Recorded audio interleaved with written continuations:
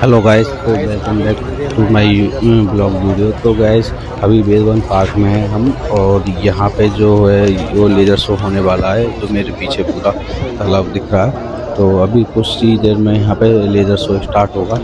तो मिलते हैं लेज़र शो में। तो गाइस, अभी लेज़र शो स्टार्ट हो गया है। देख सकते हो यहाँ पे तो कितना सुंदर बनाया गया है, और यहाँ लेज़र के माध्यम से हमें वेद के बारे में पूरा बताया गया है कि हमारे जो हिंदू धर्म में है वेद क्या होते हैं, उनके बारे में। तो अभी स्टार्ट करते हैं। तो ये देख सकते हो वेद वन।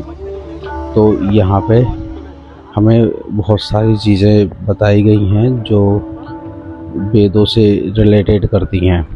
जो हमारा पृथ्वी है, जो हम, तो वहाँ पे हमारा भारत जो देश है, वहाँ पे सनातन धर्म का वो हुआ है उदय। तो ये सब चीज़ें बताई गई हैं। तो आपको यहाँ पे आके ही बहुत अच्छा एक्सपीरियंस हो सकता है। तो हम थोड़ा थोड़ा सा आपको समझाते हैं कि हमारे 4 वेद होते हैं, जो कि आप सभी को पता होगा।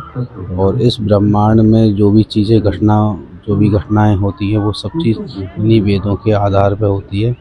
और हर जगह हमें जो जितने भी जीवन से संबंधित ज्ञान होते हैं, सब वेदों में होते हैं। हमारे 4 वेद होते हैं। तो हमारे वेदों में सबसे पहले होता है ऋग्वेद, सामवेद, अथर्ववेद, यजुर्वेद और अथर्ववेद। 4 वेद होते हैं। तो ऋग्वेद में हमें ज्ञान की उपासना का मिलता है, सामवेद में हमें कर्म का मिलता है, और यजुर्वेद में हमें यज्ञ आदि का महत्व मिलता है, और अथर्ववेद में हमें ज्ञान विज्ञान का महत्व मिलता है। जो ये जितनी भी घटनाएं होती हैं गाइस पृथ्वी पे, वो सब वेदों पे आधारित होती हैं। वेदों में पहले ही लिखा हुआ है। जो हमारे आज के जो वैज्ञानिक हैं, वो इस पृथ्वी पर जो रहते हैं, उससे पहले ही हमारे कुछ वैज्ञानिक जो थे, जो ऋषि मुनियों थे, वो उन्होंने पहले ही लिख चुका है। तो यहाँ पे हमें सूर्य की उपासना का भी संकेत मिलता है कि हमें सूर्य की उपासना करनी चाहिए। तो भारत एक प्राचीनतम देश है, जहाँ पे हमें धर्म कर्म से रिलेटेड सारी चीज़ें मिलती हैं, और जो सारे हमारे वेद और पुराणों में लिखा हुआ है। तो ये सारी चीज़ें हैं गाइस, जो हमारे वेदों में लिखी हुई है। तो हमें अपने वेदों पर भी चीज़ें ध्यान केंद्रित करनी चाहिए।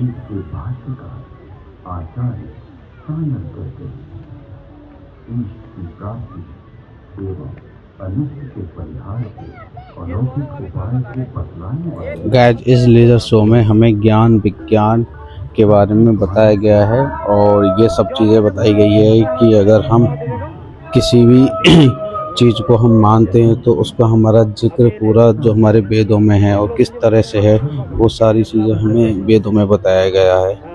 और वेदों में ये भी बताया गया है कि आजकल के जो वैज्ञानिक जिन चीज़ों की खोज कर रहे हैं, वो सब पहले हमारे वेदों में लिख चुका है।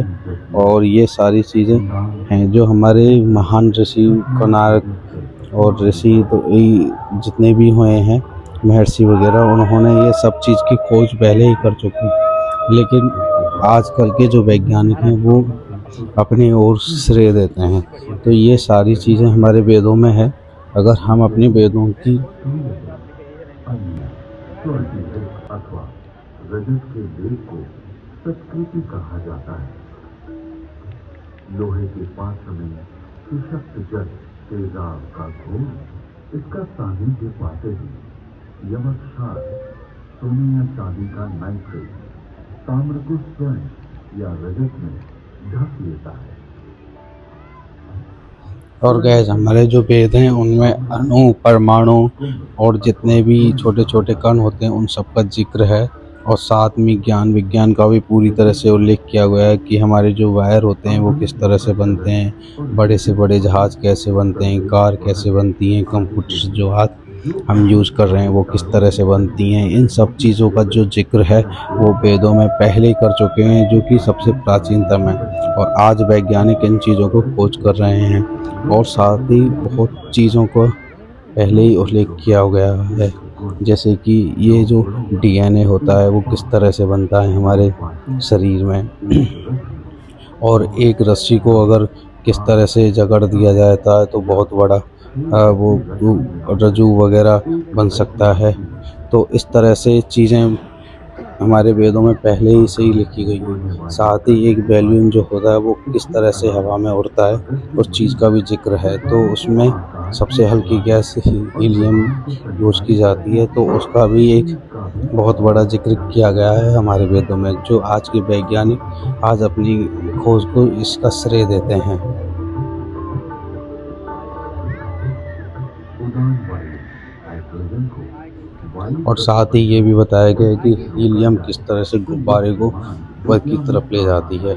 तो ये बहुत बड़ी उपलब्धि थी जो हमारे वैज्ञानिक जो थे, प्राचीन वैज्ञानिक जो उन्होंने लिख दिया था वेदों में, लेकिन आजकल हम इनको मानते भी नहीं हैं।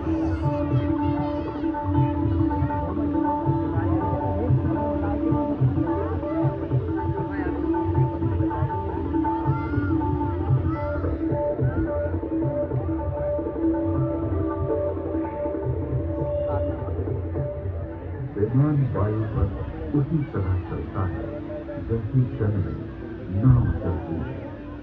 तत्पश्चात उन काव्य पंक्तियों में गुब्बारों और आकाश शब्द के लिए रेशमी वस्त्र सुयोगी कहा गया, क्योंकि वह बड़ा लचीला होता है।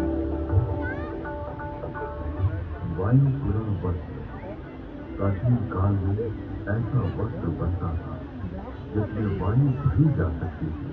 इस वस्त्र को बनाने की मूल तो गाइस, आपको ये लेज़र शो कैसा लगा? मैं आशा करता हूँ आपको अच्छा लगा होगा। आप भी ये हमारे जो 4 वेद है, ऋग्वेद, सामवेद, यजुर्वेद और अथर्ववेद के बारे में जान चुके होंगे, थोड़ा बहुत ही, ज़्यादा नहीं, क्योंकि ये वैसे तो बहुत बड़े वेद हैं जो इनको वैसे पढ़ना ही नामुमकिन है एक आदमी के अपनी लाइफ में। तो मैं समझता हूँ कि थोड़ा बहुत तो इसके ओवरव्यू वगैरह तो आप सीखे होंगे। तो आपको ये वीडियो कैसी लगी गाइस, आप हमें कमेंट्स में ज़रूर बता सकते हो। और अगर आप सनातन से जुड़ रहे हो तो आप भी कमेंट्स कर सकते हो, जय श्री राम लिख सकते हो गाइस इसमें। तो guys, thank you so much for watching. तो मिलते हैं नेक्स्ट वीडियो में, तब तक के लिए जय हिंद, वंदे मातरम, जय श्री राम।